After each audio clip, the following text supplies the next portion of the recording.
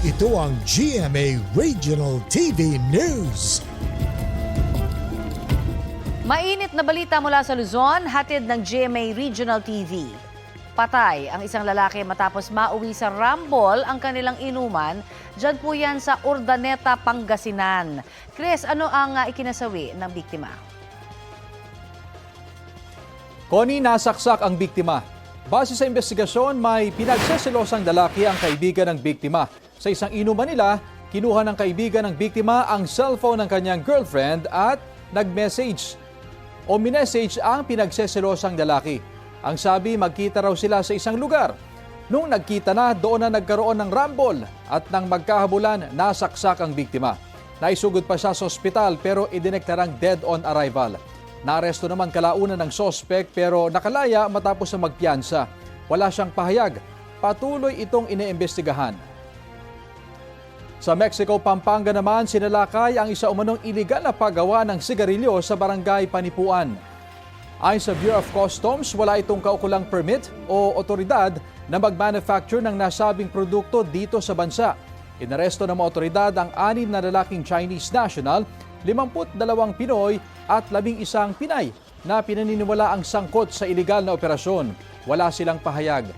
Kinumpiska rin ang kahong-kahong sigarilyo, ang mga makina at materyales sa pabrika. Patuloy ang investigasyon pati na ang kabuang halaga ng mga nakumpiskang gamit sa loob ng pabrika. Ito ang GMA Regional TV News.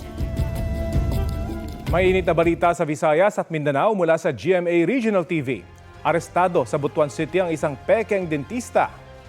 Cecil, paano siya nabisto? Rafi, naaktuhan ang sospek sa surveillance operation ng Regional Anti-Cybercrime Unit 13. Base sa investigasyon, naglalagay ng dentures at braces ang babae, hindi sa isang dental clinic, kundi sa loob lang ng kanyang bahay sa barangay Ampayod. Napag-alaman ding mas mura ang singil niya kumpara sa mga lehitimong dentista. Ikinasa ang surveillance matapos magreklamo ang isang miyembro ng Philippine Dental Association. Nakuha sa sospek ang sari-saring tools at produkto na gamit niya sa operasyon. Mahaharap sa reklamong paglabag sa Philippine Dental Act ang sospek na walang pahayag. Ito ang GMA Regional TV News. Nalunod ang isang grade 6 student sa isang ilog sa Bacolod City. Base sa investigasyon, naligo ang 12 anyos na lalaki sa ilog kasama ang kanyang mga kaklase nitong Miyerkules.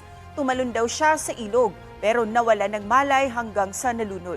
Ayon sa Department of Education Division ng Bacolod City, pinauwi ng maaga ang mga estudyante noong araw na yun dahil nagkaroon ng emergency ang kanilang class advisor.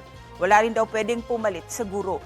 Magsusumiti rin sila ng report sa regional office ng DepEd.